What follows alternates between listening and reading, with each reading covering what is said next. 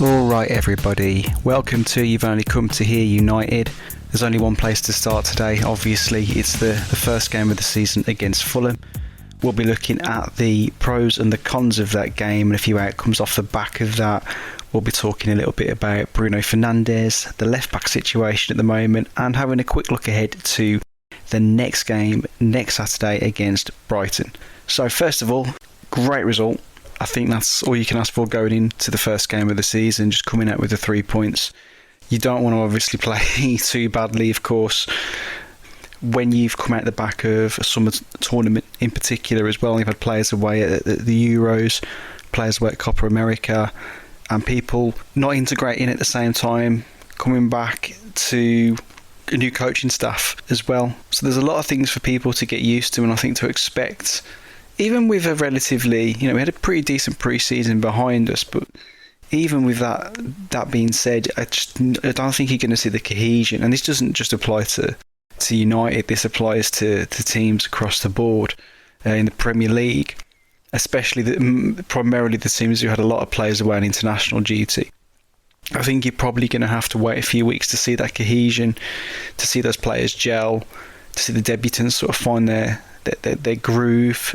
So I think you almost end up with this little mini season before the first international break where people are figuring stuff out, and then after that you start to slip into your groove as you head towards Christmas. You're kind of seeing, okay, this is what the league's given us this season, and then seeing how that will pan out, sort of going into the second half and the year ahead. And then you can kind of look at the contenders there and the teams who are going to be there or thereabouts. So obviously, result aside, plenty of big pluses from the game. The obvious place to start in terms of those is Joshua Zirkzee. He came on and it felt like he'd had quite a quiet game. He was struggling to get into it. Not necessarily his fault. I think it was the way we were playing at that point when he came on. But he did the crucial thing, the most important thing, and that was score that winning goal. And obviously he played his part in the build-up to that as well, which that's what we've been told he can contribute to us. Eric said after the game that he's going to need to find a balance between being a facilitator and a goal scorer. But I don't think fans would have been too miffed if he wasn't too prolific this season. I think we'd been told he's a great link-up player. He's good at holding the ball, very technically astute. He's got fantastic quality on the ball, fantastic skills as well, but not necessarily a goal getter as such. But getting that goal on his debut in front of the Stretford, and that's only going to help him settle in so much more quicker. And I think it was a great point that Eric made about Rasmus Højlund getting his goal ruled out at the start of last season, and it kind of then took him a long time to get his first goal for the club and build then from that position. That came a lot later in the season for Rasmus Højlund, whereas Zirkzee has put that to bed. There's not going to be this sense of, we're still waiting for his first goal for United, and that starts hanging over him and maybe weighing on his mind, although he doesn't seem like the type of character where that would be a problem at all. So, excellent debut, especially for such a short amount of time. And I think obviously as he starts to build his minutes with Rasmus out for obviously the foreseeable future, I think he's got every chance of making that position his own. Next plus point was definitely Nus Mazraoui. For someone who's obviously only had a couple of days training, we needed somebody to be able to play at fullback because we didn't want to have to, where possible, start Martinez at left back again and rejig the defence too much. He came in and the majority of what he did was fantastic. He looked really solid. I could see some similarities too with Wan-Bissaka, which from a defensive perspective that is, which surprised me. I thought of him more as an attacking fullback. I thought maybe we're going to miss Wan-Bissaka's his long legs and that spider-like reach he seems to have in games. I've seen Mazraoui play a few times, and what's always caught my eye is him going forwards, but he made some fantastic interceptions, some really good tackles, very Wan-Bissaka-like, kind of stretching the legs and getting to things where you think, how did he get to that? He did. And that fills me with a lot of confidence for this season, especially knowing that he can fill in at left back too. And as Erik ten Hag said, he's not at full fitness at the moment, so you can expect a lot more to come from Mazraoui in, I think, as an attacking force. I think that's what he was trying to get at anyway. So again, another massive positive from that game too. And he was also part of a unit which led to a clean sheet. A clean sheet which was last season so hard to come by at times. I think to start the season, and it wasn't a clean sheet whereby we just about hung on in there. Fulham had a couple of chances, but this, I think, generally overall for the majority of the game, for a good 60 minutes or so, we looked compact, we looked robust, we looked like a team. Whereas so many times last season, it's something you end up taking for granted, but so many times last season we just did not look like a team. And it felt like there was something to really build on there. There was some solidity, some sense of robustness, which will stand us in good stead going into the week ahead, where we've got some very, very tough games coming up too. Next up, no injuries. Harry Maguire did go off, and people, I think, wondered if there were any injuries there. Eric said he just purely came off as a precaution, but said in his interview after the game there are no injuries, which were great. And I'm sure one person who did reasonably well today will definitely be happy about not picking up an injury will be Mason Mount. It was a big deal for him to get through around 60 minutes or so. I thought it was a good performance from him. He had the one really good chance where you'd have expected him to probably score, but it did come to him reasonably quickly. He played well. I think we want to see more from him as a creative force, but he did work hard. He helped with the press. The press is still, there's a little bit of work to be done there, but he put pressure on his opponents numerous occasions, trying to force errors, kept the intensity of the performance up, and as we'll talk about a little bit later on, we did seem to drop off when he came off. Another notable mention's got to be Ahmad, who seemed to carry on for me a lot of his form from pre-season, not quite as sparkling. Again, he was someone who probably could have done a little bit better at times when he got into threatening areas, but he always looked a threat, and I was very surprised when he came off, unless it was a fitness related thing. I thought he definitely should have been left on the pitch. He looks such a threat for us at the moment. You want Ahmad on as much as possible, causing problems, but as I say, there could have been more to that than purely a tactical switch. And he did look like he was tiring slightly, but I still felt he was probably more of a threat than Marcus Rashford. I think that the other big pro was we limited Fulham. As I was saying before, it wasn't just a case of, we kept a clean sheet, but we just hung on in there. Fulham didn't have too many chances. I think the standout moment, the real standout moment, was when Pereira, you thought he was going to play in, I think it was Iwobi now, I can't remember for sure, please correct me if I'm wrong, and Maguire obviously managed to stick out his foot and make the interception to stop that ball going through. That would look like a worrying moment for us, like we've been really caught out on the counter-attack there, but in last season that felt like that would have happened 3, 4, 5, 6 times. It didn't feel as threatened. There was some nervier moments in the second half, but it was definitely a good solid start to the season. On the flip side, on the negative side of things, finishing was an issue again, as we saw in pre-season. Bruno Fernandes, 2 gilt-edged chances where you'd expect him to do better. You really would. That being said, next game he'd get those chances and put them both away. You did get the feeling when they don't go in that, is this going to be one of those days? There was a sense of that. Obviously the goal came pretty late on for us, and you are thinking we're going to rue those missed chances. Mount, as we mentioned before, had a great chance. Probably a little bit too harsh to be overly critical of that one. It was the proximity between him and the keeper when the ball came to him after. I don't think Rashford had passed to him as such. I think it was more Rashford attempted a nutmeg and the ball sort of rolled through to Mount, and there wasn't a lot of time to react. I still can't help but feel that he probably should have scored there. And then obviously the worst one of all was Garnacho's miss right at the end after being played in by Rashford, which you think Garnacho would be sort of flying after the Charity Shield and obviously finishing last season with the FA Cup and got 2 goals at Wembley, and yet at Old Trafford in front of the Stretford end he completely fluffed his lines. Luckily it didn't come back to haunt us in the end. The next card is Marcus Rashford. I felt like he looked sharper in pre-season. He got some stick for a couple of misses that obviously he had. but in a lot of the games he looked more threatening. He looked hungrier. He looked like he'd come back with a point to prove. I didn't feel like we really saw that today. I felt we saw some of the problems from last season, where he's running into people, he's struggling to effectively take people on. I think this is more of a blip than a pattern of form, and something we're going to see regularly, just because of the way he looked in pre-season. I think there was a lot of pressure on today, that first game, to go and get that result, to start on a positive foot. And I think if we can pick up a few good results, it's going to really help Marcus ease into the season. But it was an off day for him today. I think it was touch and go whether he started. The reason I thought he would before the game was purely because Garnacho's not quite up to speed. Rashford and Ahmad have had the minutes in pre-season. They're probably in a better position to start the game. So it didn't surprise me from that perspective that he did start, although, as we'll talk about later, that could be a different case for the next game against Brighton.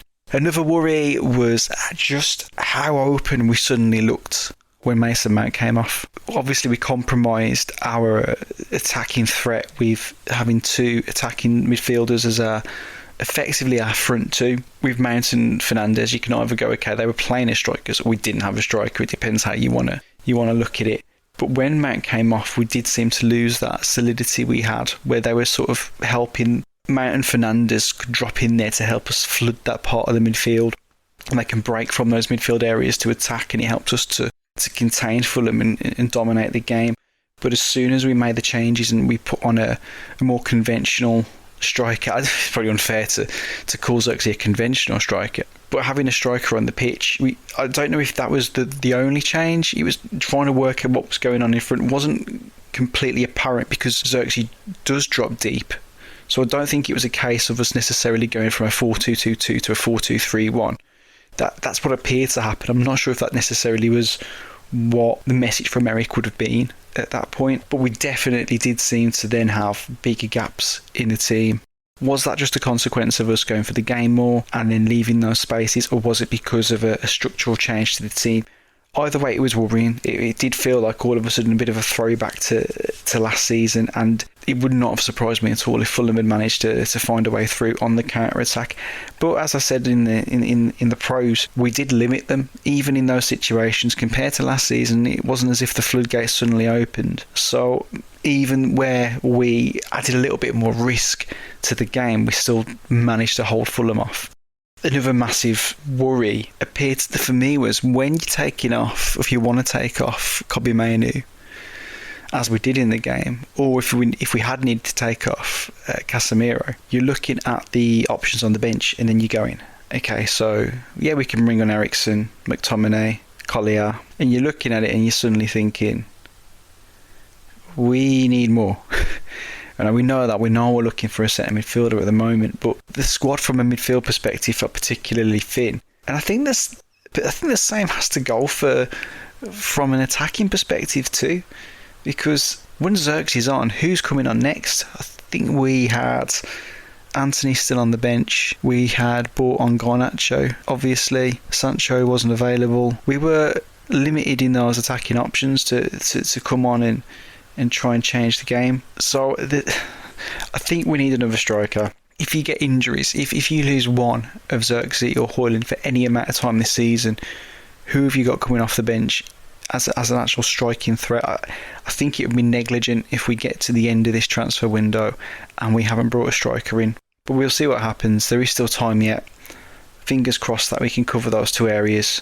Yes, we've got other players who can fill in as a centre forward, but I think that game showed, and some of the finishing in pre-season showed, there's no substitute for a great finisher. They don't necessarily have to be a striker, but we are lacking finishers at the club. So off the back of that, yeah, we need a new striker, a new midfielder. Also, is Plan B last season's basketball-style Plan A? Because that's what it looked like when Mount went off and when the team changed. There was a little bit of that basketball nature to the game, and if that is the case, we've got to come up with a new Plan B. We need something else. We did look more structured, however, and solid, especially how we set up through until we made the subs towards the end when we were making a push for the game.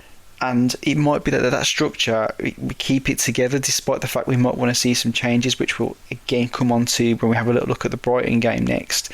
It may well be that keeping this 4-2-2-2 together and having the two midfielders effectively as strikers will give us a platform to get over the line in games. Maybe, wait until later on to tweak it. I think there's definitely something there to build from. It's a good solid platform, and we do need to build some momentum at the start of the season. And if you take two bigger risks, we might get a few more shots in and look a bit more progressive, but at the same time we're probably going to leave more gaps going the other way, and you're going to turn games into a lottery, almost Tottenham style.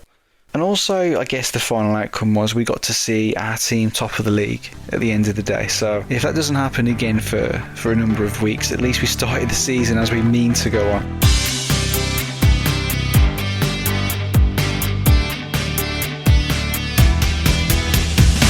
Next up, we're going to have a little talk about Bruno Fernandes, kind of obviously tying into the last game, but also looking at his new contract. Bruno here is obviously, he's extended his contract. He's here for, I think his contract will take him through now until when he's 33. If he does stay to the end of it, he's our captain. He finished last season in fantastic form. However, over the last couple of years, he has dipped in and out of form. I heard some journalists at the end of last year talking about him being potentially our player of the year, which was rubbish. Absolute rubbish. It wasn't really for me until the final couple of months of the season where he really came to life. Now, it's difficult with Bruno to sometimes see the bigger picture, because on the one hand you'll see people talk about him online and they'll be thinking about all the moments that he's had, and they'll look at his magic through those moments, because he's, no matter how poorly he might be playing, he's still capable of chipping the keeper from 40 yards or winning us the game with the key moment, even if he's been giving the ball away countless amounts of times each game. And then some people see it through the other lens, where everything he does is wrong and they forget about the moments because he gives the ball away so much, because he whinges and he ends up on the floor a lot of the time.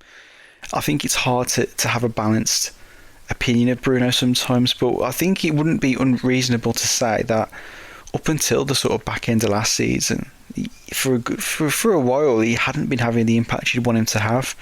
Those negative traits were definitely coming to the fore more, the complaining and the moaning, and it didn't feel like once he'd been given the armband that he was really leading by example at times. He wanted to. He was almost doing too much.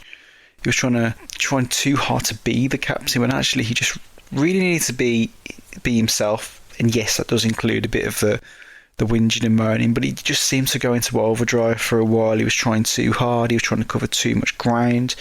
You want him to focus on the things he does best, but not asking him to be Wayne Rooney at his absolute peak, where he seemed to cover every blade of grass and he was involved in everything.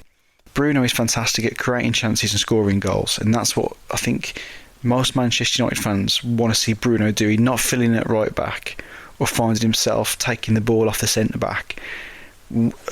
I want Bruno to concentrate on being the best Bruno Fernandes. I don't want him to think he has to be more than he is, more than he's good at. I think he hates not being involved in the game. He hates when he's not on the ball a lot, and it does pull him into doing more than you really want to see him doing. And it does beg the question, what Bruno will we get in the coming years? And I think that will hinge on what we were just talking about. If he can play with more discipline and focus on the things he's good at, as he hits his sort of prime years, I don't think it matters. I think he's the sort of player who could play until he's 34, 35. He's not a player who relies on pace. You'd hope that, and this was missing in the last game, you'd hope that his decision making will improve. There were times against Fulham where the type of shot he took obviously was the wrong type of shot. There were times when you want him to pass and he shoots, and the reverse, he'll shoot when he should pass. When he plays badly, he can sometimes play very badly, and a lot of that comes down to his decision making going out the window. And even though he's a very experienced player, as players do get older, you can still imagine seeing an improvement in their decision making. It might be the one thing that does really improve still in a player as they get older. So I'm hoping we'll see a wiser Bruno Fernandes, somebody who's not trying to cover the entire pitch. And I think that's what we will get to. That being said, will he see out his contract? I'm not entirely sure. I think he'll get close to it. It could well be that he goes a year before the end and you do see him make that move to Saudi Arabia, maybe. I could see him playing in America towards the end of his career. Although at 33, when he would be in the final year of his contract, I think it wouldn't also surprise me if he sees out the contract at United and then goes and plays in a different European league. Who knows? He could even then extend his contract again and play for us until he's 34, 35, 36. I don't think he's like one of those players where you're looking at them going, yeah, he's going to end up definitely in America, or he wants to go back to his, the club he grew up with. I don't think there's a complete story there with Fernandes that's already been written. But for now, we've got a fantastic player. Pre-season, he looked really, really sharp when he did come back into the team. And today, even though he missed those chances, he got into some great areas and he was a massive threat. And as ever, I still think he's going to be a really, really, really, really big player for us this season.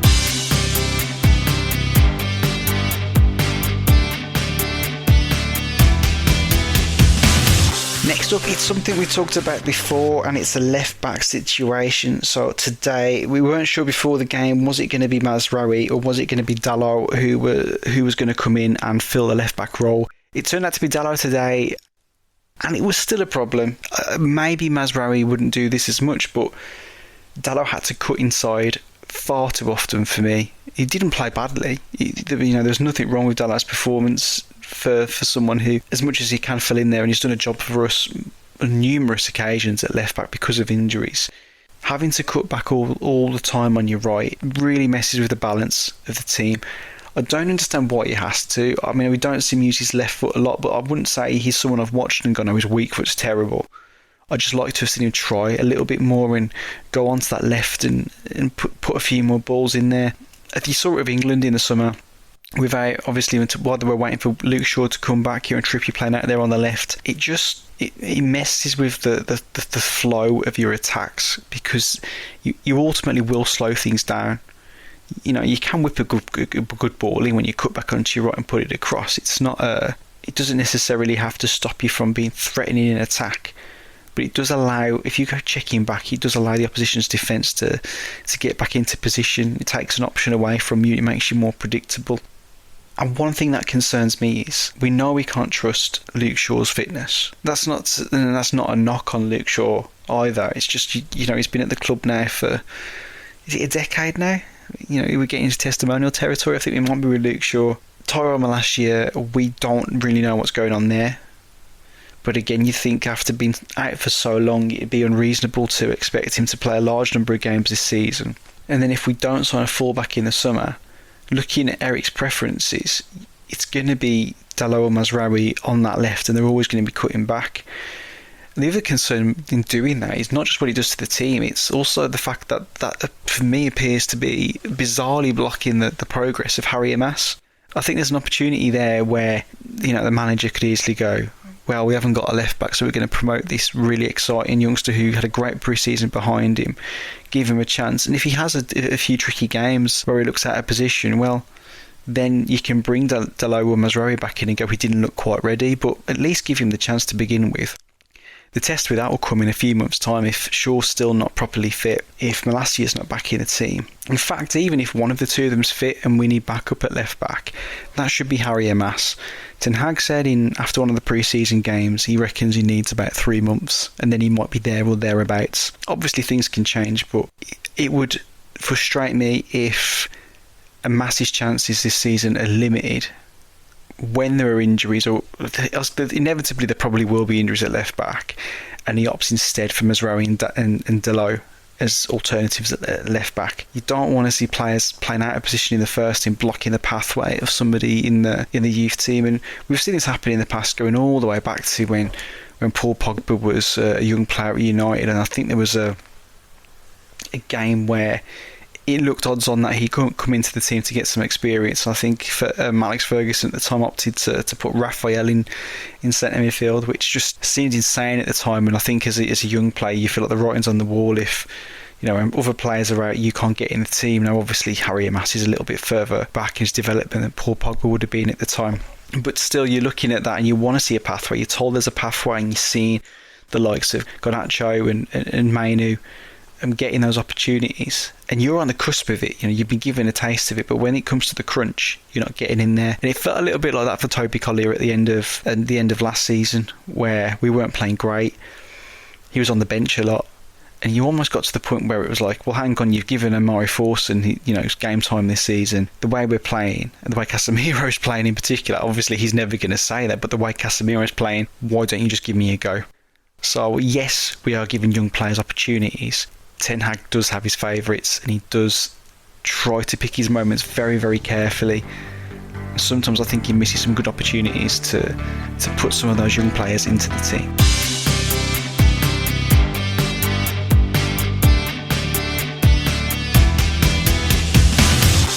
To finish up today, we're going to have a look at the next game, and that is Brighton away next Saturday.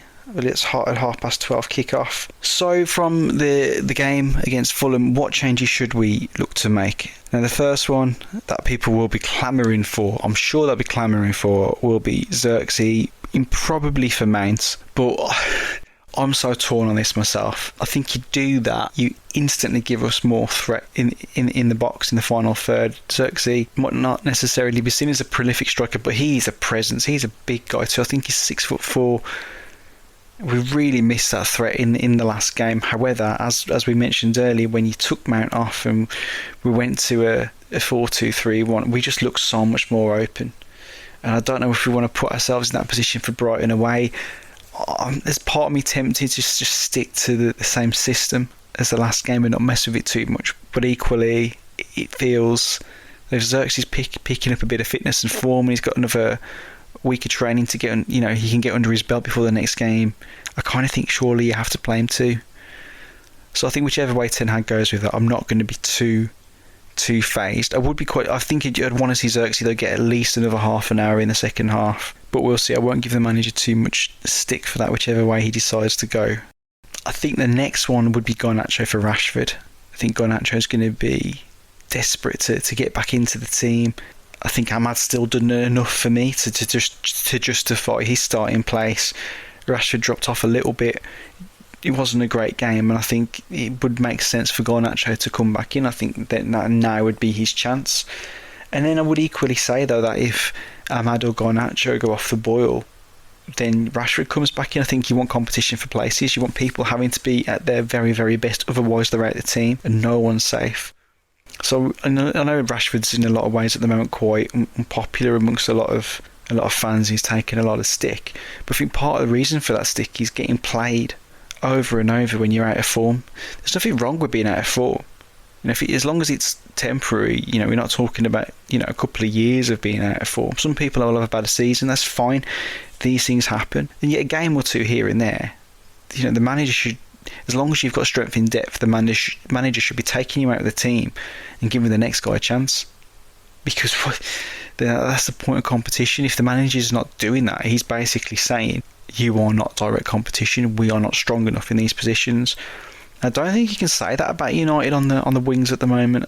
The people we have there, or at least with the money we've spent on them, regardless of what you think of those players, it should really be a case of, okay, you're not playing well, you're out, the next guy's in, you get a chance, you play poorly, well, you're out, and the other guy's back in.